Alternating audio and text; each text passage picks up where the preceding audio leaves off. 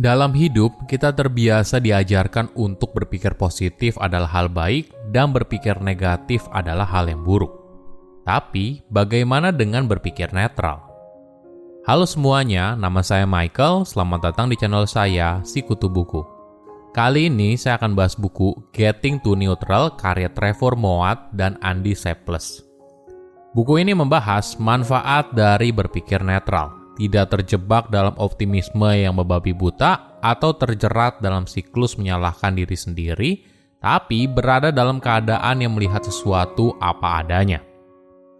Sebelum kita mulai, buat kalian yang mau support channel ini agar terus berkarya, caranya gampang banget. Kalian cukup klik subscribe dan nyalakan loncengnya.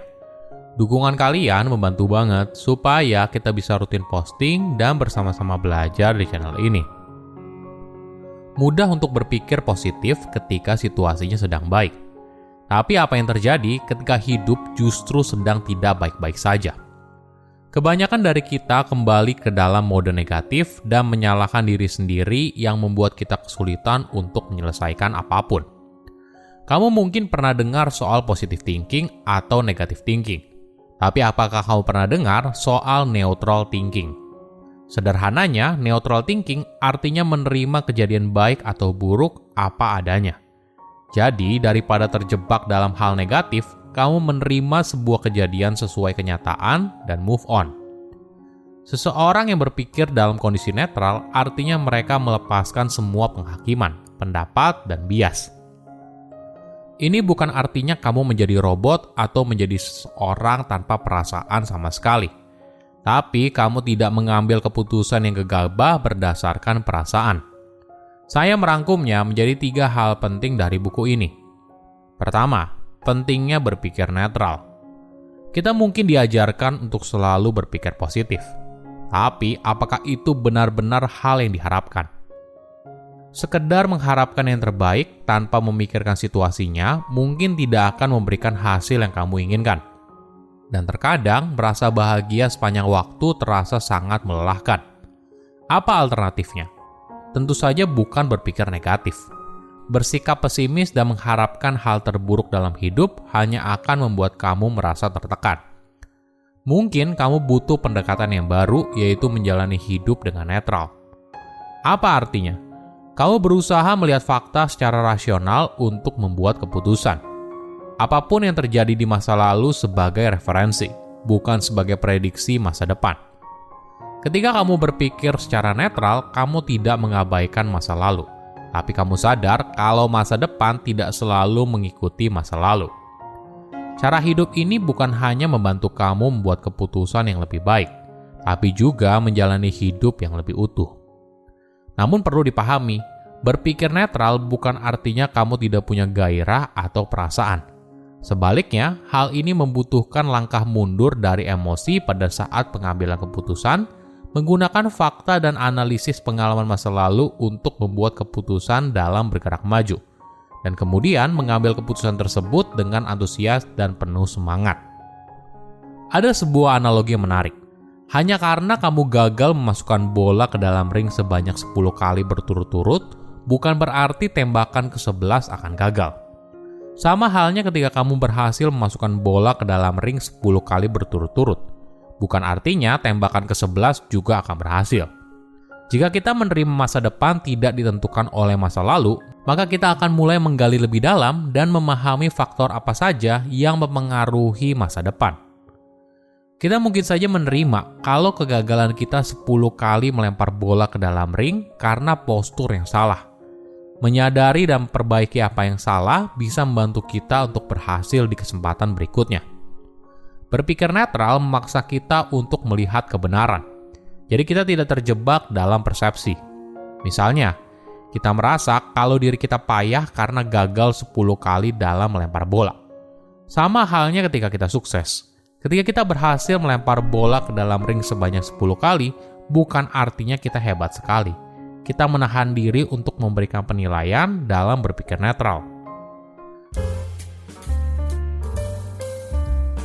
Kedua, latihan berpikir netral. Bagaimana caranya untuk berpikir netral? Mungkin kamu bisa bertanya kepada dirimu sendiri, apa yang saya harus kerjakan selanjutnya? ada kisah yang menarik dari si Franz, founder dan CEO dari Welp Health. Welp Health adalah perusahaan yang membantu para lansia untuk tinggal di rumah dengan akses perawatan 24 jam 7 hari seminggu tanpa harus pindah ke panti jompo. Ketika COVID-19 melanda, pelanggan Welp adalah salah satu populasi yang paling rentan. Franz bisa saja kewalahan dalam merawat mereka, namun dia menggunakan konsep pemikiran netral. Menyaring instruksi untuk karyawannya melalui daftar periksa harian yang sederhana. Baca rencana hari itu, lakukan apa yang ditugaskan kepada Anda, merawat orang yang Anda cintai. Itu saja. Menjalani rutinitas harian dengan cara yang terorganisir, rasional, dan terstruktur.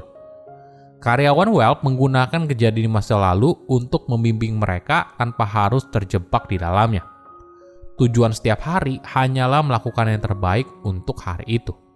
Nah, cara ini ternyata berhasil untuk meningkatkan usia hidup para lansia.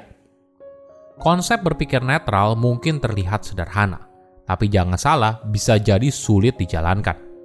Ketika hal buruk terjadi, misalnya kehilangan yang mendadak, di PHK, dan sebagainya, kita mungkin terjebak dalam pikiran negatif.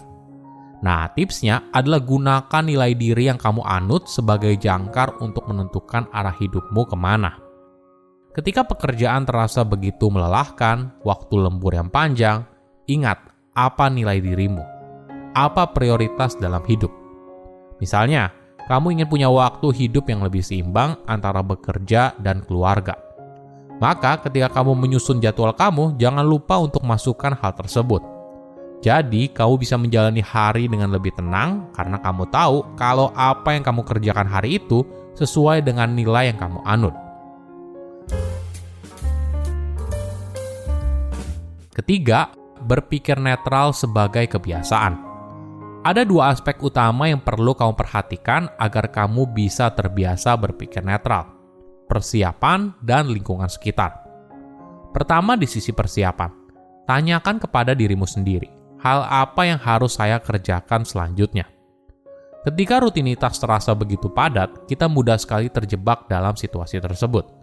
Hal ini diperparah apabila kita mengalami kejadian buruk sebelumnya. Jika kamu tahu apa yang harus kamu lakukan, maka kamu bisa menjalani hari dengan lebih mudah. Tips lain yang penting adalah batasi informasi yang kamu konsumsi. Di era sekarang, boleh dibilang kita berada dalam situasi information overload. Dalam hitungan beberapa detik, kita bisa tahu tentang apapun dari internet, mulai dari informasi terkini hingga cara belajar hal baru. Namun perlu disadari, semakin banyak informasi bukan berarti semakin baik. Bisa saja ketika kamu mengkonsumsi begitu banyak informasi, kamu jadi overthinking dan pada akhirnya bisa menghambat apa yang kamu kerjakan sekarang. Kedua, lingkungan sekitar. Lingkungan seringkali punya andil yang besar dalam pengaruhi seorang.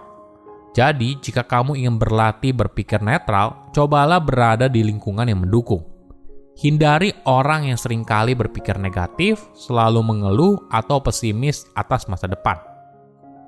Hindari juga orang yang terlalu optimis hingga membuat kamu jadi lelah.